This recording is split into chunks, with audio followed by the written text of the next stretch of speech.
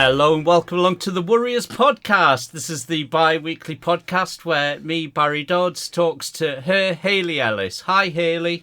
Hi, Barry. So that's not a great intro for new listeners. It's the podcast where we worry, where we worry about things. We try to say the word worry. Yeah, we talk about things that stress us, upset us. All that you should know. Don't start with this one. Go back, although don't go back too far because those early ones are. Barry, can you just They're not a good representation of how it's turned out. We're not good at selling ourselves. Can I just tell you what I did this weekend, which is a prime example of how bad we are, or I am at selling, and you're similar to me. Go on. So, I'm hoping to go on tour again, like next year after. I don't know, right? But obviously, when you're going on tour, you have to build up, a fan base to come and watch and stuff. So at the gigs that we do... Oh, fuck, that's what I've been doing with rock. Yeah. Do you have to tweet? You meant... It's not even Twitter anymore, Barry. It's X. Basically, what you're meant to do is promote yourself. After you've done a set or you've MC'd, you go, right, give us a follow on the socials, da-da-da-da. But lots of people now have business cards, right, with a QR code on. They can scan it, they can follow you on the socials. Because if you say it on stage, they don't really do it. But if you hand them something physical, they might scan it, blah, blah, blah. Oh, right, that's... Okay. A prime example of someone who's really good at this is Thomas Green. Yeah. So he'll do his set. I mean, Thomas absolutely annihilates his set. Then he'll stand round and he'll hand out business cards. And his tour is obviously done amazing. Yeah. I think he sold out Leicester Square about 200 times. Anyway, I thought, okay, I need to do this, right? So I got my business cards printed. Right, it says Hayley Ellis, and underneath it says, "Is this business card too needy?" Sell. And then on the back, I don't know if you can see that, scan to increase Hayley's self-esteem. That's funny. That's good. So I thought that's quite funny. On board, yeah. Anyway, it took them to, I did 4 gigs this weekend, and at every gig, I couldn't bring myself to stand there and hand them out. I couldn't do it. No, I couldn't do it. And I kept getting them out and putting them on the side, and then putting them in my bag at the end of the night. Oh. And then Mick Ferry, because just every night I'd done it, Mick Ferry was like, "I'll take one, Hayley." And he took one in his pocket and just walked off. So out of 200 business cards, I give one away to a fellow comic. You see that, but you see, I think as soon as Mick had broke the ice, because that's what I'd be worried about. I'd be worried about doing it in front of Mick, because just thinking, as soon as I'm out of this room, he's straight in a WhatsApp group. Fucking hell, you won't believe what this cunt's up to. No, do you know what, though? Mick understands, because he was like, do you know what, there's, a lot of comedians who use this very successfully, do you know what I mean? Yeah. I wouldn't worry about being judged by the audience. I'd worry about being judged by the other comics. Like I did a gig a while back, and I was comparing in the opening act. It really struggled, really died. And at the end, like you see comics like winding up for it for like the sell, like if you want to follow me, you can follow me on. Then they plug their socials. But this was the harder sell, which was, so I've got a book out, and I've got a live DVD, and you're like, oh mate, no one, it's YouTube DVD specials now. Who's got a DVD and like, but after you died, and it's like, have the self-awareness not to do that, and he did it, and then I bet he sold some though, because I've seen someone absolutely stink the room out, and then this is years ago now, and then sell a product, right, and they sold some, and I don't know if it's because the audience were like, I feel a bit sorry for him, I'm going to buy it, but they did it. Well, I didn't help, because after he'd done that, I went on as compere and said that was like trying to flog the kids on the Smiler accident of keyring and a mouse mat. Barry. Some memories you don't want to relive. Barry!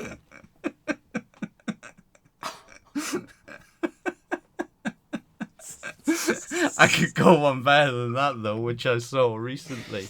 I did I did a gig, and it was It was fine. It was sort of a bit corporate-y. And there was the person who was on the main event was very funny, entertaining, good comedian. His final shot, he did exactly that, which is why I went, all right, so it is a thing that people are doing. He said, I've had these business cards so you can scan them. And I thought, right, okay. And I thought that was a bit old school, but now you're saying that it's how everyone's doing it. It makes more sense now. But he had just done, 20, 25 minutes of gag. And he went, I'll put these here. I'll leave them on there. And you can find out what I professionally think about the Lucy Letby trial. Enjoy the rest of your evening. Walked off. A comedian? Yeah. A doctor as well. Well, that makes more. Have a bit of context, Barry. Yeah. I can't imagine me putting them down. My business after doing a 20-minute set and then be like, right. And then if you want to find out more about the Fred and Rose West case, I'd get one. To be fair, that's actually. Go on then. Give me a line then, right? Give me a line I can say. So when I next do a gig, I'm going to go, right, I'm going to put my business cards down here. If you want to take one, you can find out about tour stuff and. You find out about tour stuff and also you need something to hook people in, something to get people interested. And I'll say it. And if you scan the QR code and enter your email, it's randomly assigned so that one person, I'll tell you who the next Russell Brand's going to be. And everybody, it's like a scratch, like a wrong and scratch card. Who's it going to be? Do you know what? I think I'll leave it. Honestly, you get people doing it going, oh, who's it going to be? People love a bit of gossip. If they find out there's potential gossip for who's the next one to be extra. I tell you who we all think has got stuff on his hard drive that he shouldn't have. Right. Do you know what? I'm asking the wrong person here. Don't do it at his gigs, admittedly. Moving on. Should we do Worries of the Week?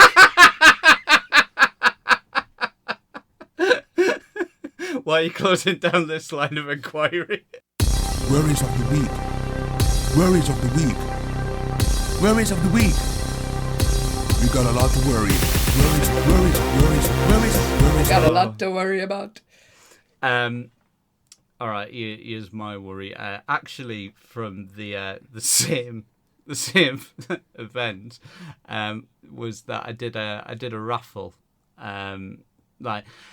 And do you know what? I know comedians whinge about raffles, and they go like, "Oh God, do I have to do the raffle? I don't want to." Like there was famously one in a place called Bollington. Oh yeah.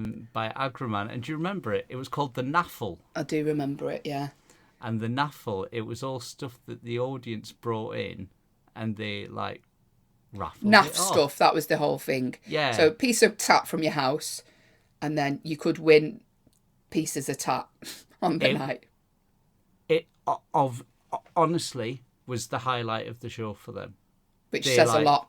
Yeah, they were all there. They're all there for the bit that's about them, and like, oh, I can't wait to see when they pull out, something I've brought, and it was. I mean, these were pensioners, so it wasn't like fucking double enders or like, you know what I mean. It was like toilet roll covers and things like that. You know what I mean? Like double enders. Yeah. Like who would donate that to a raffle, Barry? Well, if you knew there was a raffle, you'd take something offensive. But Edna's not bringing a butt plug in. You know what I mean? It's like so it was all kitsch stuff, but they love it. They absolutely love it. And I've always quite enjoyed the raffle because I think it's a great way to ad lib. I think it's literally, it gives you just chance to sort of flex your comparing muscles a little bit and just go, I don't know what this is going to be. It's going to come out. I'm going to, and I think it can be fun. But I had to do this raffle, and I was sort of gently taking the piss. And I had to break the ice a little bit after the whole Lucy Letby comment. Guess how I did that? Oh no. Did that Brucey gag.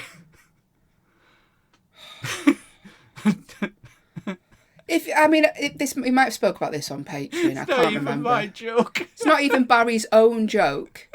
It's some joke from the 80s that every now and again... And I'll be honest with you, you're saying it at most nights. No, I'm not. You are. It just makes me laugh that Brucey... Do you want to tell it, just in case people have not listened? Look, we shouldn't speak of Bruce Forsyth in this. But if you don't know who Bruce Forsyth was, he was like a TV presenter, he was a host comedian. Why did you look at your? Because I'm waiting for it. Sadly, he's no longer with us. He died. He died. He had a nasty seizure. Nasty seizure. And there's going to be a sea of confused young people. Actually, no one young listens to this. If you do, message us. So I would say the reaction was about 80-20 in the room. 80 bad. Yeah. And I heard one woman go, "Oh my God." So then cracked on with the raffle.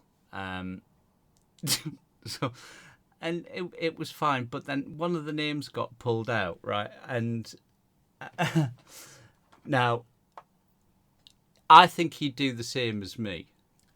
Pulled the name out, and on the envelope, the guy was Mike Oxmall. Right. Mike Oxmall. Right. Pulled out Mike Oxmall. That wasn't real, was it? Someone's put that in as a joke. And I went, ha ha ha ha ha ha ha ha ha ha. We've got a bit of a character in the room, Mike Oxmall. And I got it and I scrumpled it up and I just went, what a dick. Scrumpled it up, threw it away without realising the bloke was walking through the room and he went, nope, that's my name. And he was coming to collect his prize. And honestly, I looked in his eyes. Which was a penis pump. It was an air conditioning unit. Honestly, it was a weird prize. But I then had to be like, oh, sorry about that, Mike. And I looked in his eyes as he walked past me, and honestly, I could see the bullying from school. Oh.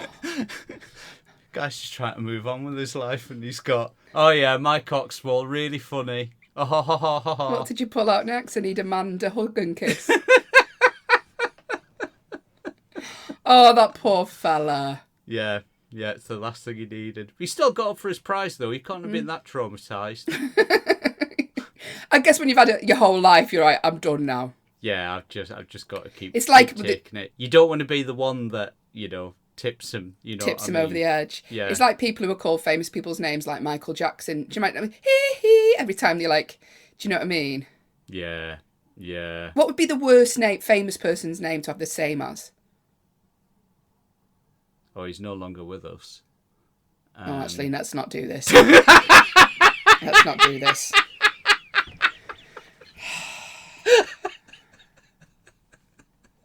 When I was in school, the history teacher told us he was called Mr. Patterson, right?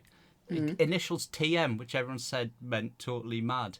And he was the last lesson we had on a Friday, and he couldn't be arsed by that point, and we couldn't be arsed. So he used to just make shit up for the last lesson. He used to go, right, the way of fighting in medieval times would generally be a sword fight. So we're going to reenact that now. And he used to just get two of those big bits of paper, roll them up, put a bit of sellotape, give one to one, give one to the other, and then you just go, right, you're the roundheads, and battle. And then the kids just fucking belting each other with these things.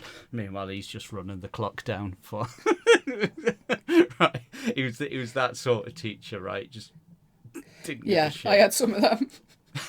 And he told us, he was like, your surname, he meant something like, if you got the surname Farrier, you would have been a farrier, and Baker, you were a baker. I was sat next to a lad called Andrew Cox. And I just looked at him, and he was just like, should I say anything? And he saw us laughing, and he looked at him, and he just went, apples. And we were like, all right, okay. It's like, this ain't your first rodeo, is it, Patterson? You've been here before. Teachers know. Mm. Did I tell you about that? You just spoke about running down the clock. Did I ever tell you when I went to see that therapist when my OCD was really bad? No. I was with the NHS referred me to see like talking therapy. I had CBT as well, but that was someone else. But the talking therapist woman. Oh, but listen to this. This will really make you laugh. The talking therapist woman was lovely. It was like someone's nan. Do you know, just having me for half an hour. Right, but the session. I think the sessions were 45 minutes, right? And because it was NHS, and obviously she's chocker. She's talking to me, and she had a clock facing her, a little clock facing her. And as she's talking to me, I'd just see her eyes look at the clock. And she kept doing it. I'd be talking about trauma and stuff. And then just see her eyes drift at the clock. And then look up at me. And then they drift at the clock again. I'm like, fuck it, all right, then I'll wind it up, shall I, Sandra? It was so bleak. It's great when people like that fit. Like, it's just like, look, just prescribe something strong. Like, just sertraline, diazepam would be quite nice if you could just prescribe, and I'll get out your hair, and you can make back 10 minutes, right? That's what, and we'll both be happy. Oh God, for it was bleak. bleak. Days until I build up a tolerance. Need to tell you about my worry. Go on. So I'm doing a 10k for charity in April, right? So I'm not a runner. Okay. So I've been trying to work up, getting to that point. So I've been doing the odd 5k here and there. Now I've downloaded this app called Runner, which is like loads of everyone uses it, and it sort of tells you how long to run for, to build up over the forthcoming weeks. Yeah. But I used to suffer quite badly with shin splints, and I haven't had them for ages. What are shin splints? Oh, it's just like the pain in the front of your leg. It's unbearable. Like you can, just so I've painful. Heard people talk about it, but I don't know what. So when you're running, is your bones literally splintering? No, it's not. But I think when you do a lot of running outside on like hard concrete and stuff, it doesn't help. Right. Which obviously I will be doing because I've been training running outside, not on a treadmill. Right. Because that's what I did wrong last time. I just did treadmill and then I did a run. Anyway, so I thought I've been absolutely fine. I haven't had shin splints for ages. And I went to the park to do, I was meant to do 6k run. I started off, I was in agony within the first, 1k. I thought, I'm going to have to walk. So I'm walking around the park. And I thought, oh, this is bad, this. Like, I've got to do this in May, and I haven't even been able to run 1 kilometre without stopping. So I thought, I'm just going to walk around the rest of the park and get in my car and go home, because you're not meant to run and it makes it worse. Right. You can't run through it, do you know what I mean? It's not like a stitch right. Yeah, you can't. It makes it worse. So I'm walking and I see this woman sort of like hunched over and with 4 carrier bags, and she looked like she was struggling. I said, do you need a hand? And she was like, yeah, because she had like 4 bags of shopping, and she said she'd had some surgery. So she was an older woman, but not like really old, but so she had some surgery and she couldn't lift the bag. So I was like, I can't run anyway now. Yeah. So I'll carry your bags for you. So I picked up these bags, and she was like, I'll carry a few. I was like, no, I'm all right. No, you said you're all right, but then you're like, I don't think I'm all right. But now I'm going to have to be all right. Yeah. Because I've told her. And you know those thin carrier bags that sort of break through your fingers? Oh, yeah. Plastic. Yeah, proper Londis specials. Yeah. Yeah, so I carried 4 of them to the end of the park for her. But my worry is, do you know in the park they have those gates that to stop bikes getting through? Or whatever it is. So they go like like snake in and out. Yeah, yeah. As I was going through them with one of her bags, I twatted one of her bags on the side. And now I'm worried. Now she's shuffling her way back to buy more eggs. That's exactly what I was thinking. I thought I've tried to help her out, and I bet she's like, oh God, I wish you hadn't bothered. Do you know when like someone tries to help you, they make things worse? Yeah, you've given her another job. So I was like, I just went, is there anything delicate in it? She's not up here, right? And I thought, there isn't there. You can hear things. I can hear things. Glad. The bag's leaking. No, it weren't. But I think I had to anyway. So now I feel bad. I think she's got home and gone, I have to go back out again. Whereabouts was this? Just on a park not far from me. All right, if you see an old woman in the Liverpool area, what if that's the trip where she goes to get the eggs and she gets hit by a car? Barry, you suffer with OCD. You shouldn't be bloody making it worse. Oh, R.I.P. Mavis. It's like, though, you were when you went to give Scott Bennett a lift to the airport to save him some money, and then you broke down on the way and he had to get a taxi anyway. I was thinking about that the other day. I've got the full Bennett family in the car. We're literally stood by the side of a motorway on a blind corner because it's a roundabout where we broke down. So we're there, and all you can hear is just like, it's like all that trucks up beeping the horn. Right, his kids are by the side of the road. Trip of a lifetime holiday. They're crying. Right, Gemma's trying to keep them calm. Scott's watching aeroplanes taking off. I was like, oh God, please get this. I was like, forget the car. The car's gone. Leave the car. It'll only slow us down. Get Scott to the airport. I know how hard it is to get him on holiday. Do you know what, though? It is like, whenever I try and help someone, I think I make it worse. And do you know when you see these social media experiments, they're like, oh, I can't believe no one stopped. Or, you know, and I'm like, but I would make it worse. You're breaking down when you're trying to take someone to the airport. I've smashed a woman's eggs in. Do you know, like someone struggling with a pram? And I go, oh yeah, I'll give you a hand. You are? Yeah, smash her eggs in. No, but do you know what I mean? Like, I'm so probably dyspraxic. Do you know what I mean? I lift that pram up and then it fall down. Dare self-diagnose. Well, apparently if you've got hypermobility, dyspraxia is quite common actually, Barry. I saw a Facebook status that was sent to me on WhatsApp where somebody said they'd been diagnosed with autism twice. Oh. That's what I said. Well, at least it's an even number. That was actually feels better. And the person sent me a gift back of a doctor surrounded by money. Like, oh yeah, you can buy it, can't you? Anyway. If you don't see me helping you, it's not because I don't want to. It's because I'll make it worse. You will make it worse.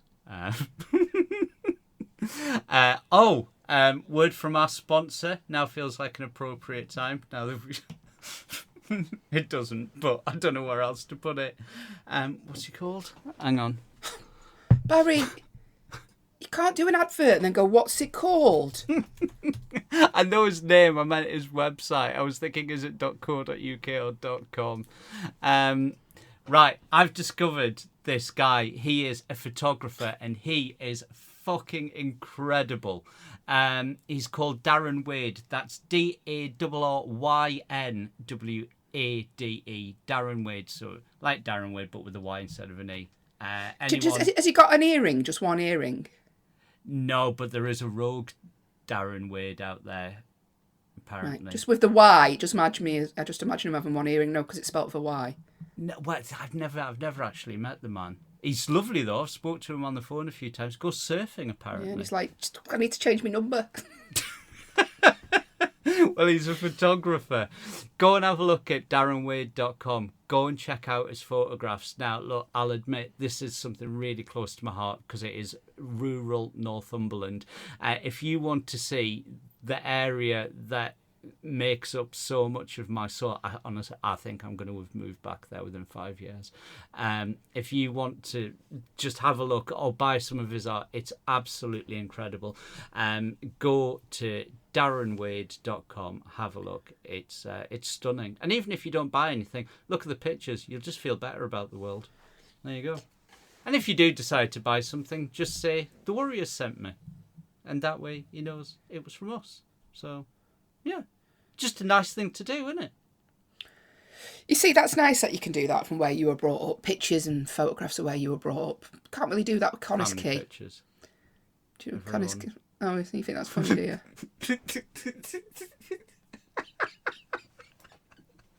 That was so unnecessary. It was unnecessary, Barry. Can I apologise for that? Because there was no fine. need for me to do that whatsoever. But I just did it anyway.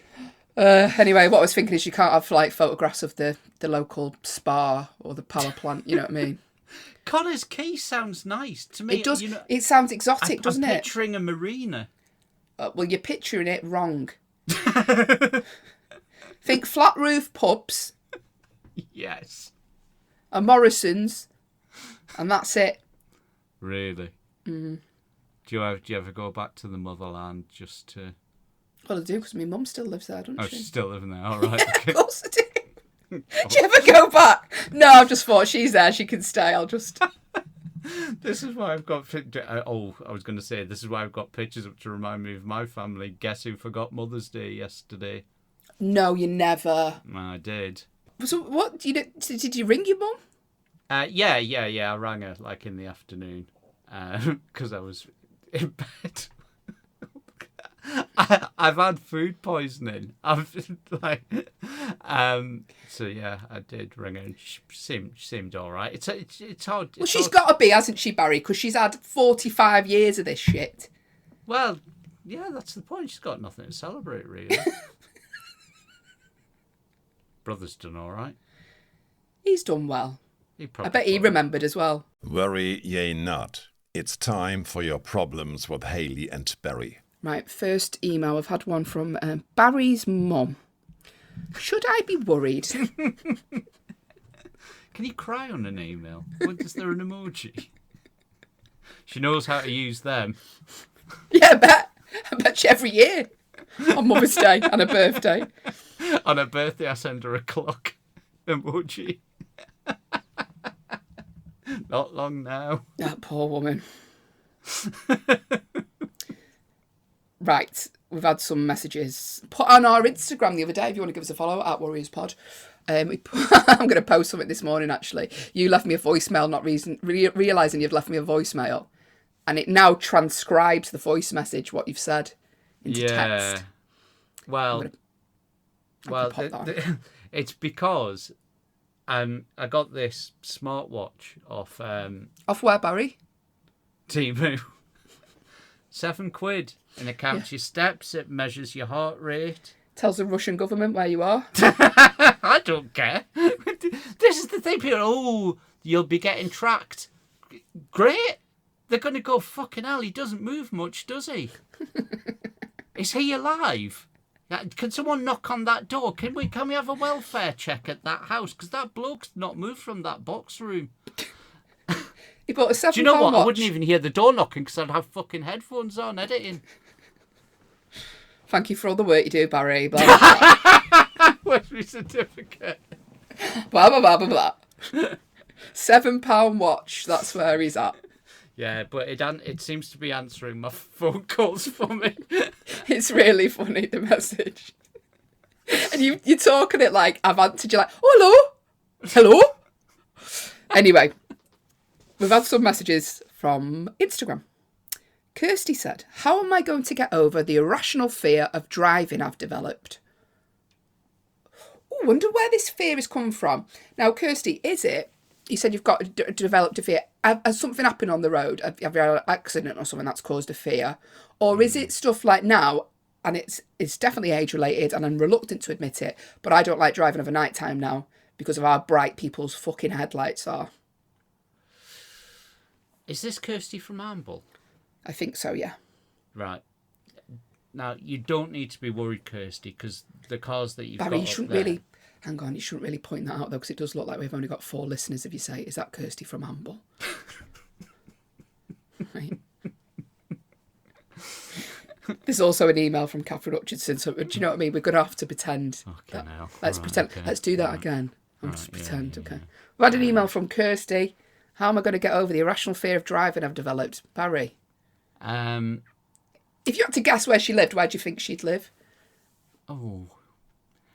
You see, rural Northumberland would be a good place to get over your fear of driving, because the cars there, they're the ones where you've got to put that crank in the front of it and, like, turn it and, like, you know, has it got a floor in it? Is it like Fred Flintstone? It's got one of those big horns that you use to beat the frog.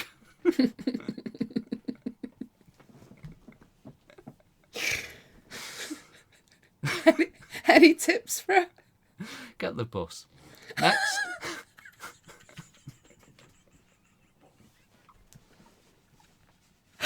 Thank you for supporting the podcast.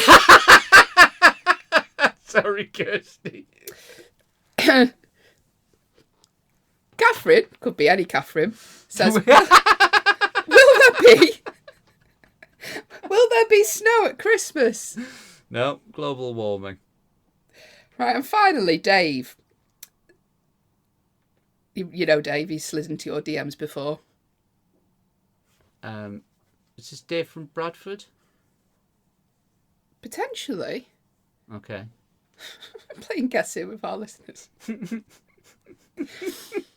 you from Bradford, Dave? I reckon he's from... Actually, yeah. Actually, he must be, because I think he's seen me do... Yeah, he's doing shows in Bradford. Are they under 30?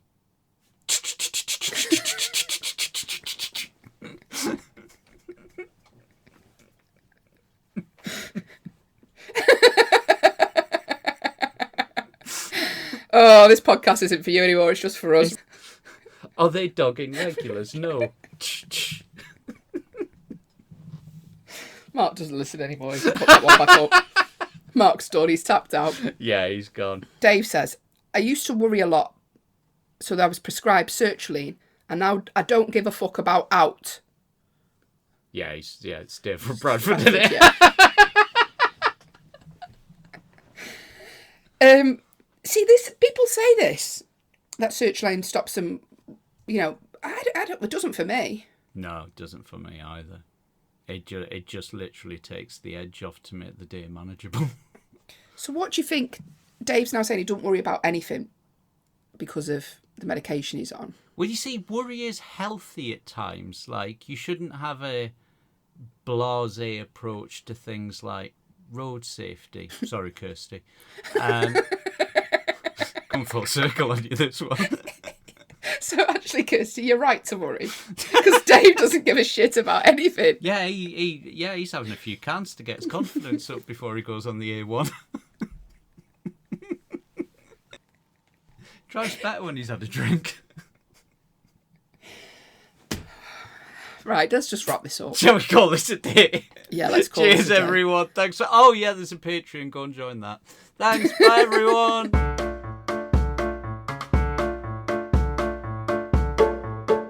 You have been listening to the Warriors podcast, hosted by me, Hayley Ellis, and him, Barry Dodds. All artwork by John Cooper and Matthew Reed. All editing and audio by Hayley and Barry, with additional sound production by Grinters. If you'd like to get in touch, then send us an email to thewarriorspodcast@gmail.com, or you can find us on Twitter @thewarriorspod. Thanks for listening.